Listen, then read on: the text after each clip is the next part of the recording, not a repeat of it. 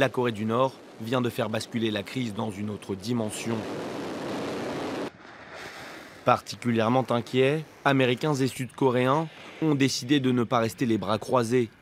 Il y a peut-être quelques personnes naïves qui ont cru que Kim Jong-un, le chef de la Corée du Nord, se serait calmé dans son programme de développement de missiles balistiques intercontinentaux. Eh bien non, voilà, cette nuit il a envoyé un missile beaucoup plus puissant que ce qu'il y a jusqu'à aujourd'hui. Jim Mattis, le secrétaire le ministre de la Défense américain, a dit dès lors la Corée est une menace pour le monde entier. La Corée elle-même a dit à la télévision qu'elle peut maintenant toucher n'importe quelle ville en Amérique. C'est effectivement vrai. Donc les choses avancent, la menace grandit. Trump a dit on va s'en occuper. Et comme il a dit il y a quelques mois, enfin il y a un mois et demi environ, c'est le calme qui passait de la tempête. Ce calme qui était un calme factice, n'est-ce pas, est vraiment un calme qui passait de la tempête. Il est clair qu'on se rapproche d'un conflit qui peut amener, comme l'a dit Kim Jong, une troisième guerre mondiale nucléaire. Dieu nous en préserve. C'est pas tout. Ici en Israël, il y a la menace iranienne. Comme j'ai dit dernièrement, le Hezbollah est au niveau le plus d'alerte de mobilisation le plus haut qu'il puisse y avoir. Bibi Netanyahu a menacé très clairement la Syrie que si elle laissait les Iraniens prendre des bases militaires en Syrie, il attaquerait. On sait que l'Iran est intéressé par la plus grande base aérienne syrienne T4 à Tias, et Israël ne laissera pas cela, donc on risque aussi un conflit avec l'Iran. Et surtout l'Arabie Saoudite, donc il y a quelques semaines déjà, les Iraniens, par procuration des Yéménites, ont tiré un missile sur la capitale, sur l'aéroport de la capitale d'Arabie Saoudite, Riyad. Le missile va être intercepté, mais en tout cas, l'Arabie Saoudite a dit c'est un casus belli, c'est donc une cause de guerre. Et il est intéressant de voir que s'il y a un conflit entre, on va dire, l'Occident avec l'Arabie Saoudite et Israël contre l'Iran, ça va toucher certaines régions. Dernièrement, enfin, vient de se terminer ici un exercice militaire aérien, le plus grand exercice militaire qu'il y a jamais eu dans les cieux d'Israël, Blue Flag, drapeau bleu, auquel ont participé presque une dizaine de pays, pour la majorité occidentaux, dont un arabe, dont on n'a pas dévoilé l'identité, mais tout le monde sait que c'est l'Arabie Saoudite. Le chef de l'armée israélienne dit qu'on est en accord complet avec l'Arabie Saoudite. Donc il est clair qu'il y a ici une union contre l'Iran. Pourquoi cette union contre l'Iran? C'est très simple, l'Iran prend du terrain. L'islam est partagé entre deux grands pôles, les chiites et les sunnites. L'Arabie Saoudite, c'est un peu la capitale, le pays phare du monde sunnite. Le pays phare du monde chiite, c'est l'Iran. L'Iran a aujourd'hui pris l'Irak. La majorité de la population irakienne est toujours été chiite. À l'époque, Saddam Hussein était sunnite. La population était vraiment en majorité chiite. Donc aujourd'hui, ils sont pro-iraniens.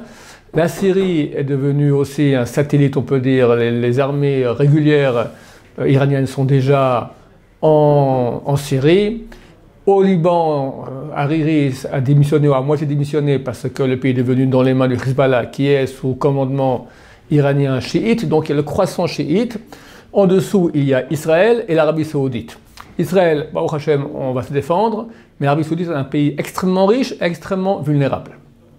Et donc l'Arabie Saoudite a extrêmement peur d'être attaquée. Il est clair que l'Iran lorgne sur ce pays ennemi, d'accord, sunnite.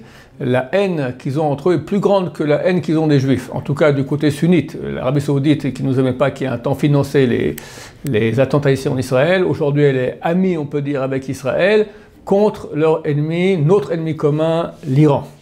Maintenant, il y a de fortes chances que l'Iran, un beau jour, donc si vous voyez un peu la carte, il y a l'Iran, il y a une petite partie de terre irakienne et l'Arabie Saoudite et le Koweït. Donc il est très facile pour l'Iran de traverser la petite bande de terre irakienne, se retrouver en Arabie Saoudite. Je ne suis pas prophète, je ne sais pas si cela va se réaliser. En tout cas, regardons ce que disent nos textes. Un des plus grands prophètes juifs, Isaïe, dans le chapitre 63, début chapitre 63, parle d'une guerre terrible qui aurait à Basra. Bassora en français, Basra en hébreu. C'est donc la deuxième ville d'Irak qui se trouve en fait, entre l'Iran et l'Arabie Saoudite. Si vous prenez la carte, vous voyez que l'Irak est un grand pays, mais en arrivant vers le golfe Persique, la frontière irakienne va en s'amenuisant. Et en fait, entre l'Iran et le Koweït, il y a un moment même plus que 12 km de large, et à hauteur de Bassora, environ 50 km de large. Ça veut dire que si maintenant l'Iran veut conquérir le Koweït, ou même l'Arabie Saoudite, il passe par Bassora. Il est clair que l'Amérique ne va pas accepter que l'Iran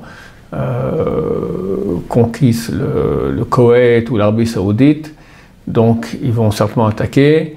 Et comme il est écrit dans le traité Yoma, page 10, qu'à la fin des temps, il y aura une grande guerre entre l'Iran et Édom, l'Occident.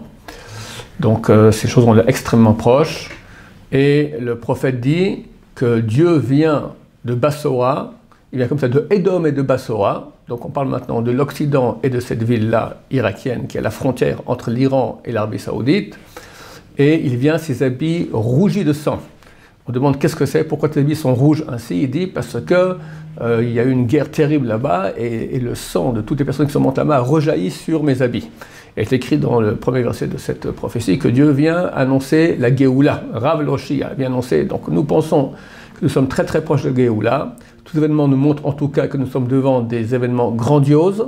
On ne sait pas quoi, on ne sait pas vers quoi ça peut aller. Nous pensons comme d'habitude qu'on est très très proche de la Géoula. Ça correspond aussi au texte. Mesdames, messieurs, une seule chose à faire, tchouva à fond. Si on a de la chance, peut-être que ces conflits seront à Hanouka. Hanouka, il y a une grande lumière spirituelle qui descend, celle de guerre, de la réussite des guerres antiques, qui revient actuellement pour une grande protection de l'âme Israël, de tous ceux qui veulent le bien, contre le terrorisme mondial, contre le mal. En espérant, Béat Hashem, que les choses nous amènent rapidement à la Géoula. C'est marqué qu'à Pessah, au mois de Nissan, on a été sauvés. Au mois de Nissan, on s'est sauvés, donc bientôt on y est. Il se peut que les choses vont avancer dans ce sens-là.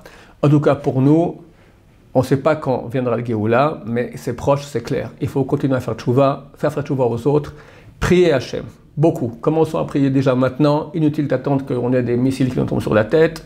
Ça va être très rapide, on n'a même pas le temps de prier, c'est maintenant qu'il faut prier.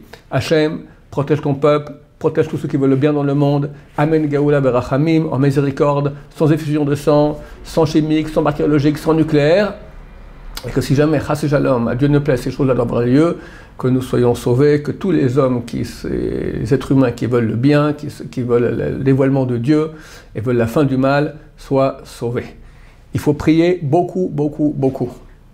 Dieu écoute les prières, il veut qu'on prie. S'il nous montre tout cela, c'est pas pour on reste comme ça, les bras croisés, en regardant « Ah, intéressant, qu'est-ce qui va se passer ?» ou même être angoissé. J'ai des personnes qui sont angoissées, ça n'a rien d'angoissé. Il faut faire tchouva, il faut prier, et il est clair, tous ceux qui feront tchouva et prieront seront sauvés, il n'y a aucun doute là-dessus. C'est écrit d'ailleurs très très clairement, à la fin du chapitre 3 de Yoël, que Dieu sauvera tous ceux qui vont l'appeler. Que nous fassions partie de ces gens-là, en commençant à prier tout de suite pour Am Israël, pour tout le bien de l'humanité. Amen.